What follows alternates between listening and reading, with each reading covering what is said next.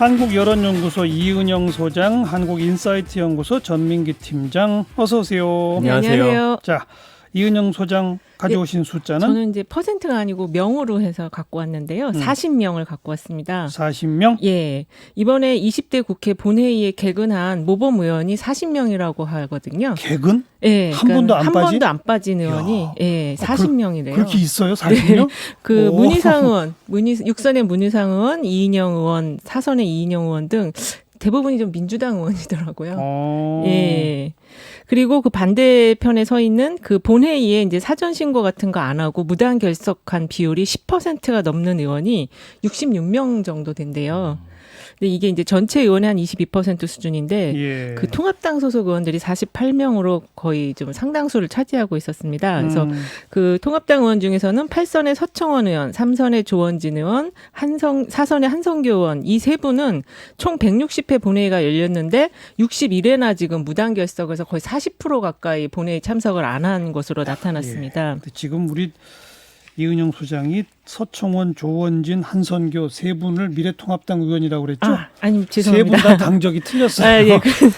서청원, 조원진 의원은 자유공화당, 예. 한선교 의원은 꿔주기해서 미래한국당 소속이죠. 지금. 아무튼 뭐 뿌리는 미래통합당이니까요. 네. 그쪽이 지금 제일 많이 빠졌다 이거로군요. 예, 그리고 거의 뭐 본회의 무단 결석을 많이 하신 의원들이 거의 다 통합당 소속 의원들이 많으시고요.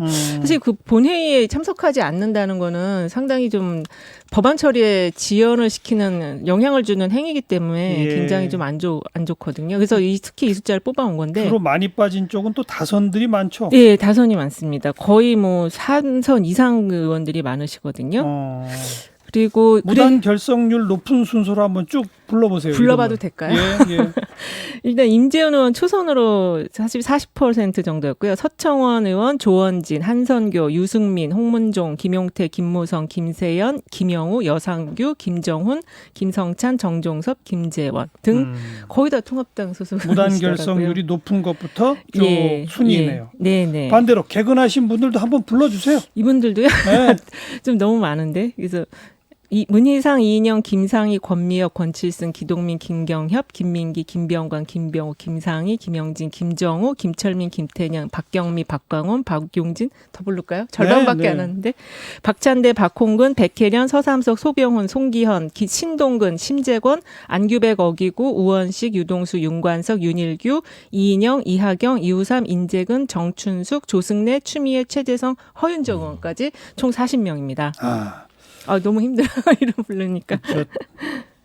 예, 그런데 어찌 보면 좀 무의미하게 들릴지 몰라도요. 이렇게 잘한 분들도 우리가 이름을 꼭 불러드려야 돼요. 예, 좀 그렇게 하면 잘못한 사람 순서만 매겨서 그거 안 돼요. 근데 좀 박수 쳐드리고 싶은데 좀 낯선 이름도 상당히 많아서 좀 놀랐어요. 저는. 근데 법안 처리율이 20대 국회가 36.6%밖에 안 되더라고요. 그래서 상당히 일하는 국회 5명을 뒤집어 쓴 국회라고 말할 수 있을 것 같고요. 이번에 이제 일하는 국회를 위한 법안이 개정안 지금 내는데 좀 꼭 좀 통과가 됐으면 좋겠습니다. 네. 빅데이터에서 20대 국회 그러면 어떻게 나와요? 지금 보니까요. 일단은 언급량이 한 달 동안 14,000건 정도 되고 연관어 보면 법안, 통과, 국민, 정책, 과제, 법제사법위원회 이런 단어들인데 이게 사실은 어떤 법안이 통과되기를 많이 기다리셨는데 안 된 것들도 많고요. 정책과 관련해서도 이야기 나오고 있고. 연관어는 크게 주목되는 게 없는 그런 건 것 같고. 없습니다. 긍부정은 어때요? 이게 좀 중요한데요. 24.4 대 51.5예요. 그러니까 부정 비율이 2배 이상. 그렇습니다. 최악이고 미흡하고 외면이란 단어가 저는 딱 와닿더라고요. 아예 보기 싫다. 예, 그런 것도 있고 국민들의 좀 뜻을 외면한 국회가 아니냐라는 그런 피플이도 될 것 같고요. 그나마 이제 긍정 감성어는 좀 개선되기를 좀 기다리는 그런 모습들이었습니다. 네. 그래도 우리가 깜짝 놀란 게 개근한 사람이 40명이나 있다. 많으시네요. 그렇죠. 본회의, 상임위가 아니고 본회의. 어쨌든요. 놀랬습니다. 그러니까요. 네. 다음 전 팀장이 가져온 숫자는? 58이라는 숫자입니다. 그건 또 뭐예요? 21대 국회의원 58%가 1960년대생이라는 거죠. 이른바 586 세대고요. 지난 40년치 국회 구성을 다 분석했더니 직접 선거로 뽑은 국회에서 특정 세대가 의석의 3분의 2가량을 차지한 건 이번이 처음이라고 합니다. 그래서 21대 총선 당선자 300명 중에서 174명이 1960에서 69년생이고 올해 우리 나이로 치면 51에서 60세가 되는 거죠. 근데 예. 원래 뭐 국회 다수를 차지하는 연령대긴 한데 특히나 특히 이번에 많네요, 좀 이번에. 많다라는 거예요. 뭐 항상 젊은 국회, 젊은 정치 하지만 결과는 안 그랬네요. 그렇습니다. 그 1981년에 치른 11대 총선 이후에 40년치 국회 데이터를 분석해 보면은 특정 세대가 국회를 과점하는 현상이 30년 간격으로 좀 나타나더라고요. 그러니까 80년대에는 당시 50대였던 1930년대생이 장기 집권했고요. 예. 그때 당시 이제 11대 국회 정수의 56% 차지했고 이후 15대 총선까지 다수였고요. 근데 이제 이걸 이어받은 게 60년대생입니다. 그래요. 예, 21대 국회에서 40세, 49세 의원이 12%고 대한민국 국회 역사상 최저 비율이거든요. 20대 국회보다 더 줄고요. 2004년 출범한 17대 국회에서는 40대 의원이 34.4%밖에 안 되거든요. 지금 7, 80년생들 보니까 10%가 채 안 되는 그런 비율이더라고요. 예. 그래서 근데, 만약에 예, 말씀하시죠. 아니 말씀하세요. 이 비율로 간다면 이제 1990년대생들이 다음 바톤을 좀 이어받아야 되는 그런 상황이네요. 그러니까 이게 30년대, 60년대, 90년대생이 약간 축복받은 세대긴 한데 이제 이렇게 그 어떤 사회적으로 특정 행동 양식을 공유하는 집단의 세대들을 우리가 코호트 세대라고 하는데 60년대생은 아무래도 이제 386 세대인 것 같고 30년대생이 제가 63세대인가 생각해봤더니 그보다 더 앞서는 해방 전에 태어난 세대시더라고요. 그래서 뭔가 이렇게 한자의 그 세대의 패러다임이 바뀌는 그런 흐름에서 이 30년 주기설 같은 게 있는 거 아닌가. 근데 이 지금 자료 보고 그런 생각이 사회의 어떤 들었습니다. 위치가 비슷한 것 같아요. 제가 전에 있던 회사들 보면 대부분이 5, 60년대 이상 분들이 계속 위에 계셨는데 예. 제가 처음 들어갈 때도 그랬고 10년 이상 지나고 나올 때도 계속 그분들이 계셨거든요. 아마 그런 약간 피라미드 구조로 되어 있는 게 아닌가 싶기도 하네요. 뭐 오늘 여기서 중요한 거는 예. 뭐 50대, 60대가 항상 정치권에 너무 많다 이거고요. 네, 그럼 뭐 과거부터 많았고 지금도 많다. 3, 40대가 너무 적다. 적죠. 자꾸 늘리겠다고 해놓고도 못 늘리고 있다. 이거죠. 그게 맞습니다. 핵심이죠. 그런데 이제 또 국회라는 곳이 정치하는 곳이라서 이게 또 경험치가 굉장히 중요하거든요. 그래서 이제 그게 또 너무 젊은 세대가 들어가는 것도 이제 필요한데 또 그런 거에 대한 또 우려도 있긴 하더라고요. 이게 사회 전반적인 어떤 경험이 아직은 부족하기 때문에. 예. 근데 한국 사회처럼 변화의 속도가 빠른 사회에서 유럽 보세요. 유럽. 30대, 40대의 총리들이 뭐 수두룩하잖아요. 그런데 한국처럼 변화의 속도가 빠른 곳에서 3, 40대를 대변하는 정치가 얼마 없다. 네. 이건 큰 문제죠. 그렇죠. 어쨌든 좀 노하우 같은 게 자연스럽게 이어져야 그쵸, 되는데 또 전수가 훅 되면서. 빠져나가시고 갑자기 뭐 90년대생이 예. 채워진다고 하면 또 그게 또 혼란스러울 것 같아요. 21대 국회에 대한 빅데이터를 보면 어때요? 오히려 20대 국회보다 언급량이 많아요. 2만 1,000건 정도인데 역시나 뭐 연관어는 비슷비슷합니다. 아까 다른 게 이제 경제라는 단어가 좀 있고요. 개혁이라는 단어가 긍부정을 봐야죠. 조금 달라요. 긍부정. 예, 31.8대 34.7이거든요. 이건 비슷비슷하네요. 예, 좀 올라갔죠. 부정 예. 비율이 후각 낮아졌는데 긍정 감성어 보면은 뭐 기대된다, 기대한다, 평화롭다라는 단어가 좀 눈에 띄더라고요. 평화로운 국회 그리고 예. 좀 든든하다, 바라다 이런 단어들 보이고요. 부정 감성어는 이제 최악이고 지긋지긋하다라는 단어가 보여요. 그러니까 사실은 뭐 21대 국회도 뭐 다를 게 있겠냐라는 좀 마음들도 갖고 계신 것 같더라고요. 네. 예. 민주당이 1위 한 거 보면은 민주당에 대한 기대감도 상당히 있는가 봐요. 예. 그렇습니다. 21대 국회에 바라는 점 이걸 딱 물어본 여론조사가 있다면서요? 예, 그게 있는데요. 그 문희상 국회의장 비서실에서 갤럽에 의뢰한 조사인데요. 23일에서 24일 전국 성인 남녀 1,005명을 대상으로 조사한 결과입니다. 일단 21대 국회에 가장 바라는 점을 물어봤는데요. 첫 번째가 갈등과 분열 해소를 위한 국민 통합이 36.5%, 그다음에 협치와 민생의 국회를 만들어라가 34.1%로 거의 70%가 싸우지 말고 민생을 위해서 일해라. 협치해라. 이렇게 예. 결론이 나왔습니다. 예. 그 소수 의견으로는 뭐 촛불혁명의 제도화 7.2%, 남북관계 개선과 의회 외교 강화가 7.2% 순으로 나타났습니다. 네. 압도적이네요. 싸우지 말고 협치해서 민생 챙겨라. 네. 그 빅데이터도 좀 비슷해요. 국회 플러스 바라다 제가 이제 키워드 넣어봤어요. 예. 언급량이 한 1년 동안 8만 5천 건 정도 되는데 국회 바라는 점 보면은 희망, 지지받다, 평화, 기적이거든요. 좀 국민들로부터 지지받는 국회를 원하고 있었고 평화로운 예. 국회고 좀 이런 기적 같은 일이 벌어졌으면 좋겠다는 반응들이 있어서 좀 재밌었고 예. 보이지 않았으면 하는 점은 체포, 범죄, 막말, 망언, 위반 이런 단어거든요. 네. 뭐 당연히 국회의원들이 함께 거론돼서는 안 되는 키워드들인 것 같습니다. 맞습니다. 여기 지금 추상적 표현으로 갈등, 분열하지 말고 협치해서 민생 이렇게 나오잖아요. 네. 이거 좀 어려운 표현이라 제가 알기 쉬운 표현으로 바꿔드릴게요. 네. 정치하는 사람들 하는 말을 잘 들어보셔서 네. 남 비판하고 남 탓하는 거, 그다음 과거 이야기하는 거, 네. 이건 싸우자는 거예요. 대신에 자기 탓하고 자기 정책 이야기하고 미래 이야기하는 거, 이게 협치하자는 겁니다. 네. 네. 그러니까 남 탓하고 과거 얘기하는 정치인들만 조심하시면 돼요. 맞아. 언론에서 주로 그런 거 다루지 않습니까? 그렇죠. 우리도 안 그러려고요 이제. 자, 전 팀장 다음 네. 어떤 숫자 가져왔어요? 90이라는 단어거든요. 숫자거든요. 전 국민 그 긴급 재난지원금 지급되고 또 각 지자체별로도 재난지원금 풀리면서 반응들 나오는데 예. 그 중에서 경기도에서 재난기본소득 지급에 대해 잘했다라고 평가한 분들이 90% 되더라고요. 우와, 압도적이군요. 예, 경기도가 여론조사기관 한국리서치에 의뢰해서 지난 15일, 16일 만 19세 이상 도민 1000명을 대상으로 전화면접 방식으로 진행됐고요. 신뢰 수준은 95%, 표본오차 플러스 마이너스 3.1%포인트입니다. 그 지난 4월에는 국민 10명 중 6명이 찬성한다는 여론조사가 발표가 됐었거든요. 이때도 한국리서치 통해서 1000명 대상으로 3월 18일에서 26일 동안 실시했고요. 기본소득제 도입 찬성 의견은 61.8%로 집계가 됐어요.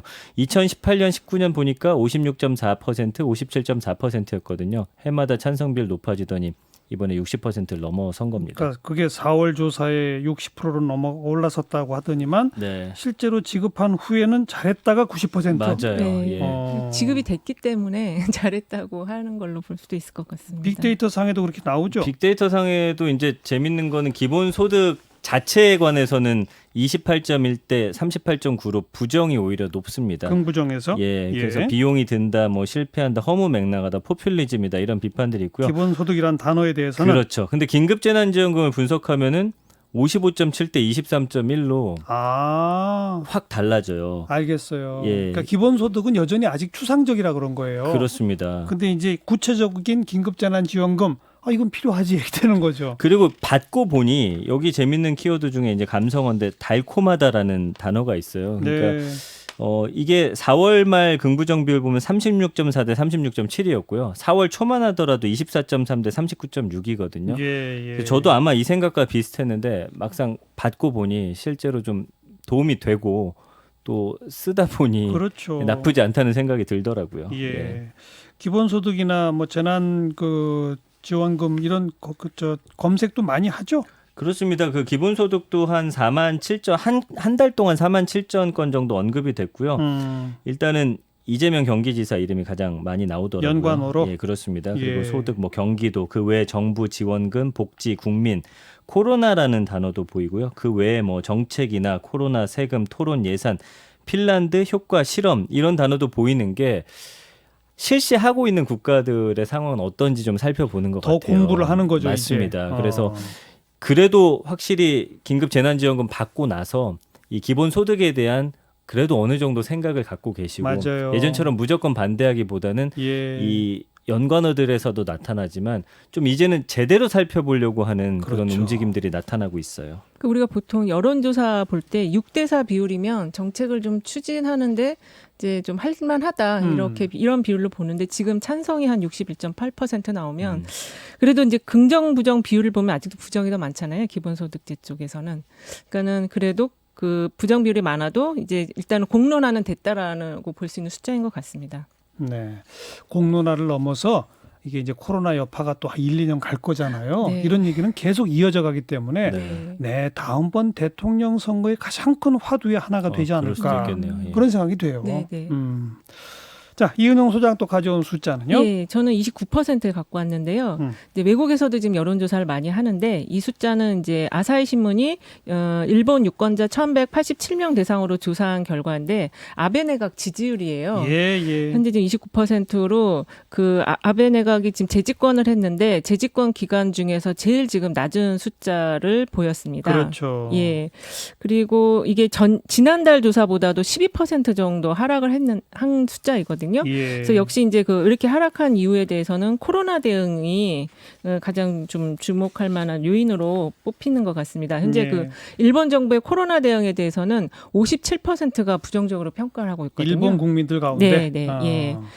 그리고 이거와 관련해서 또 미국도 지금 트럼프 대통령의 지지율이 계속 떨어지고 있죠. 예, 퀴니피엑 대가 조사한 결과를 보면은 45%, 44%, 최근에 된 게 39%로 40%대가 깨졌어요. 예. 그래서 이게 뭐 살균제 발언 같은 것 때문에 네. 예, 미국 대통령의 지지율도 지금 코로나 대응을 잘 못해서 하락하고 있는 것으로 그 나타나고 대선 있습니다. 후보 바이든과 트럼프 여론조사는 어떻게 나왔어요? 지금 트럼프 계속 지지율 하락세예요. 예. 지금 보니까 미국 의회 전문지 더힐 자료 보니까 퀴니피엑대라는 곳이 이제 발표한 전국 여론조사에서 바이든 전 부통령이 50% 지지 얻어서 트럼프 대통령 39%를 11%포인트 앞서고 있는데 50대 39. 그렇습니다. 지금 뭐 얼마 전에 또 골프 치면서 마스크도 안 하고 뭐 네. 이런 것들도 계속 여론 좀 끌어내리는 것 같습니다. 그래서 이 네. 격차가 한 자리 숫자였는데 두 자리 숫자로 벌어진 결과가 맞습니다. 이거로 지난달 같은 나타나거든요. 조사에서 네. 8%포인트 차이였거든요. 대략 지금 분위기상은 트럼프 재선은 어렵다.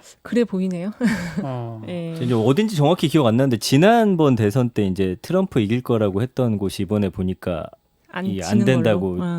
결과 내놨더라고요. 네. 이 코로나가 미치는 여파가 그 집권이나 이제 대선에 아주 굉장히 영향을 직접적으로 그렇죠. 미치고 있는 것 같습니다. 네. 그래서 미국 국민들 대상으로 한 조사 결과도 하나 나온 걸 보면은 네. 퓨 리서치 센터라는 데는 이제 조사도 시기적절하게 많이 하고 특히 조사 결과 리뷰를 잘하는 곳으로 유명한 곳인데요. 예. 4월 29일에서 5월 5일까지 미국 성인 만 957명 대상으로 이제 국가별 코로나 대응을 조사한 결과가 있어요. 근데 국가별 대응을 미국 미국민들한테 국민들한테 한번 평가해봤다. 네, 평가해 본 거죠. 그랬더니요. 근데 우리나라하고 독일이 긍정 평가가 둘 다 66%로 가장 높게 나타났고요. 1등이에요. 예, 둘 다 1등 한국, 공동. 독일. 네, 네.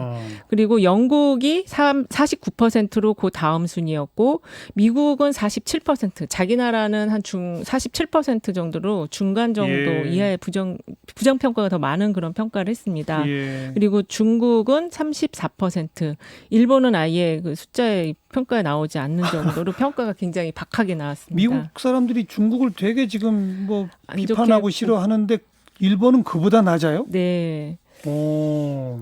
그래서 지금 어쨌든 미국하고 일본에 대한 평가가 예. 좀 같이 이게 좀 같이 안 좋게 나오는 것으로 나타났습니다. 그렇군요. 네.